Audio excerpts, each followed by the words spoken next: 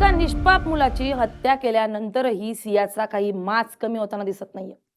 केतन अग्रवालच्या हत्या प्रकरणात सिया आणि तिचा प्रियकर चेतन चौधरी सध्या पोलिसांच्या ताब्यात आहेत. या हत्या प्रकरणात पुणे ग्रामीण पोलिसांनी काल सियाला विविध ठिकाणी नेऊन पंचनामे केले.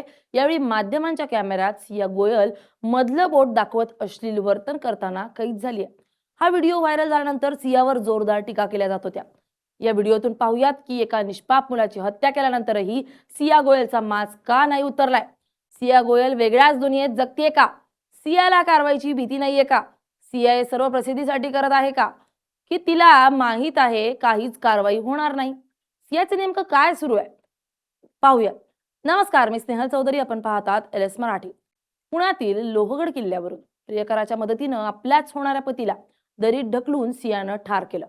ज्या मुलीनं आपल्या होणाऱ्या पतीचा अत्यंत निर्घुणपणे कड्यावरून ढकलून बळी घेतलाय, त्या सिया गोयलचा माज कोठडीत असतानाही जराही कमी झालेला नाहीये. पुणे ग्रामीण पोलिसांनी तपासाचा भाग म्हणून सियाला तिच्या मार्केट यार्ड परिसरातील लीलाकुंज येथील निवासस्थानी नेलं होतं. घटनास्थळाचे पंचनामे करून जेव्हा पोलीस तिला बाहेर घेऊन येत होते, तेव्हा तिथं उपस्थित असलेल्या माध्यम प्रतिनिधींच्या कॅमेऱ्यांकडे पाहून सियानं थेट मधलं बोट दाखवत अश्लील कृत्य केलं. पोलीस तिला गाडीकडे घेऊन जात असताना तिनं कॅमेऱ्यांकडे पाहिलं आणि कोणतीही भीती न बाळगता थेट अश्लील कृत्य केलं. एका निष्पाप मुलाची हत्या केल्यानंतर कोणत्याही सामान्य गुन्हेगाराच्या चेहऱ्यावर जी भीती किंवा पश्चाताप असतो, तो सियाच्या वागण्यात लांब लांबपर्यंत दिसत नाहीये. यावरून आता सिया गोयल ही नेमकी कोणत्या दुनियेत जगत आहे? तिला कायद्याचा धाक उरलाय की नाही? की ती हे सर्व फक्त प्रसिद्धी आणि अटेन्शन मिळवण्यासाठी करते? असे अनेक गंभीर प्रश्न उपस्थित झाले. हा व्हिडिओ पाहिल्यानंतर प्रत्येक नागरिकाच्या मनात पहिला प्रश्न हाच येतोय की ही मुलगी नेमकी कोणत्या मानसिकतेत आहे?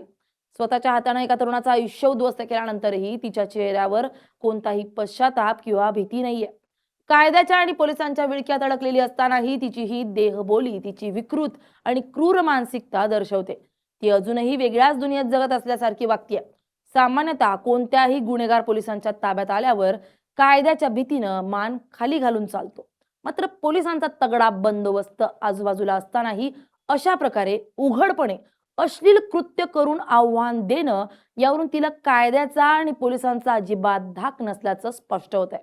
आपलं कोणी काहीच बिघाडू शकत नाही किंवा पैशाच्या जोरावर आपण सुटू, हा तिचा अति आत्मविश्वास या वर्तनामागे साफ दिसून येतोय.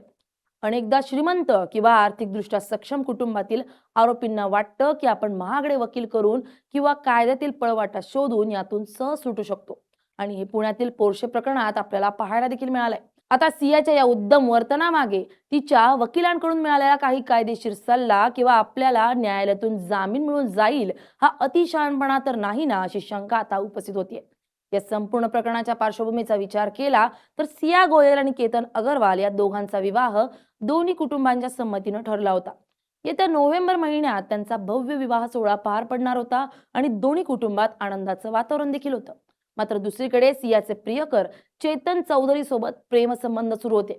चेतनला केतन हा त्यांच्या प्रेमातील आणि भविष्यातील सर्वात मोठा अडथळा वाटत होता आणि म्हणूनच सिया आणि चेतननं मिळून केतनला कायमचा संपवण्याचा एक भयंकर कट रचला. सियाचा 14 जून रोजीचा केतनला मारण्याचा प्रयत्न फेल झाल्यानं तिनं 18 तारखेला पुन्हा केतनला गडावर बोलवलं. यावेळी सियाने प्रियकर चेतन चौधरीलाही तिथं आधीच बोलावून घेतलं होतं आणि योग्य संधी साधून या दोघांनी मिळून केतनला पाठीमागून खोल दरीत टकलून दिलाय, ज्यामध्ये शेकडो फूट खाली कोसळून त्याचा दुर्दैवी मृत्यू झालाय. सुरुवातीला सियानं हा केवळ एक अपघात असल्याचा बनाव केला आणि पोलिसात तशीच नोंद झाली. मात्र काही दिवसांनी त्याचा भांडाफोड झाला. पोलिसांनी दोन्ही आरोपींना कोर्टात हजर केलं होतं. यावेळी सरकारी वकिलांनी सिया आणि चेतनच्या पोलीस कोठडीची मागणी केली. मात्र कोर्टानं आरोपीच्या पोलीस कोठडीची मागणी फेटाळून लावली. नार्को टेस्टसाठी आरोपीची संमती लागेल, त्याशिवाय परवानगी मिळणार नाही, असंही कोर्टानं म्हटलं. सुनावणी पूर्ण झाल्यानंतर सिया आणि चेतनला न्यायालयीन कोठडी सुनावण्यात आली. त्यामुळे आता सियाचा जामिनाचा मार्ग मोकळा होतो की काय, असा प्रश्न निर्माण झालाय.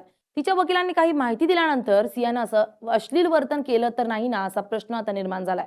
त्यामुळे अत्यंत क्रूरपणे खून करणाऱ्या आणि पोलिसांच्या ताब्यात असतानाही माध्यमांना अश्लील खून करून माज दाखवणाऱ्या सिया गोयलला कायद्याचा असा काही कठोर दणका मिळणं गरजेचं आहे, जेणेकरून भविष्यात पुन्हा अशी विकृती समाजात डोकं वर काढणार नाही आणि कायद्याचा धाक काय असतो हे सर्वांना समजेल.